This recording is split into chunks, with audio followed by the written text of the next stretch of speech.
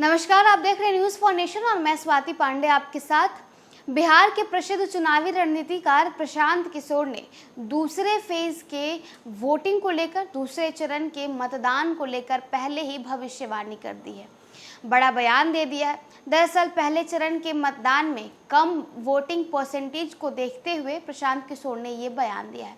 उन्होंने कहा है कि पहले चरण यानी फर्स्ट फेज में जो वोटिंग हुई थी, जो मतदान हुए थे, उस मतदान में आखिरकार वोटों की परसेंटेज इतनी कम क्यों ही? कम इसलिए क्योंकि बिहार की जनता बिहार की मौजूदा सरकार या बिहार के राजनीतिक लोगों से खुश नहीं है, असंतोष है। बिहार में लोगों को अब तीसरी कोई विकल्प चाहिए, कोई और विकल्प तलाश रही है बिहार की जनता कि कोई और आए और उनका विकास करे, यानी बिहार का विकास करे। साथ ही साथ उन्होंने तेजस्वी यादव, नीतीश कुमार और बीजेपी पर जमकर हमला भी बोला है। तो आखिरकार प्रशांत किशोर ने क्या कुछ कहा है और क्या भविष्यवाणी उन्होंने दूसरे फेज के चुनाव, दूसरे फेज के मतदान को लेकर दी है, आइए आपको बताते हैं। लोकसभा चुनाव के लिए पहले चरण का मतदान हो चुका है, अब दूसरे चरण का मतदान होना है। इस बीच चुनावी रणनीतिकार और जनसुराज के संस्थापक प्रशांत किशोर ने बताया कि पहले चरण के मतदान के बाद बिहार की जनता का क्या मूड है। प्रशांत किशोर ने मीडिया से बात करते हुए कहा कि बिहार में लोकसभा चुनाव के पहले चरण की मतदान प्रतिशत में काफ़ी कमी आई है। इससे राजनीतिक गलियारों में कम मतदान दर के कारणों को लेकर चर्चा शुरू हो गई है। बिहार की जनता अब बदलाव चाहती है। जनसुराज के नेता प्रशांत किशोर ने कहा कि हालांकि वो विकल्प कौन है अभी हाल फिलहाल में ये नहीं बताया जा सकता है। बिहार में आप कहीं भी चले जाइए, लोग नीतीश कुमार, तेजस्वी यादव और लालू यादव से त्रस्त हो चुके हैं। लालू नीतीश के 32 सालों के शासन से इस हद तक झेल चुके हैं कि जनता का कहना है कि उन्हें नया विकल्प चाहिए।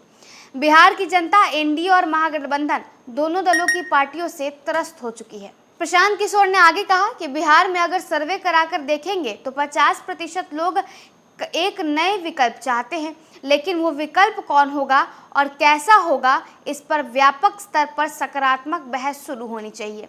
बिहार की जनता यहाँ के तीनों दलों से विमुख हो चुकी है, क्योंकि पिछले 10 वर्षों में यहाँ के लोगों की किसी भी स्तर पर तरक्की नहीं हुई है। बिहार सभी मानकों पर, चाहे शिक्षा, रोजगार और आर्थिक विकास में से किसी पर भी प्रगति नहीं कर पाया है और आज भी देश का सबसे गरीब राज्य है। इससे पहले प्रशांत किशोर ने तेजस्वी यादव को फटकार लगाई थी। तेजस्वी यादव का नाम लिए बिना उन पर निशाना साधते हुए पीके ने कहा था कि बिहार में नेता को भले ही लिखना ना आता हो, लेकिन वह विकास पर लंबा चौड़ा भाषण जरूर देते रहते हैं। उन्होंने कहा कि बिहार में नेता वो होता है जिसे न तो भाषा का ज्ञान होता है और न ही विषय का, लेकिन बोलना ज़रूर आता है। यानी देखिए, लगातार प्रशांत किशोर जो है वो बिहार के नेताओं पर हमलावर होते नजर आते हैं।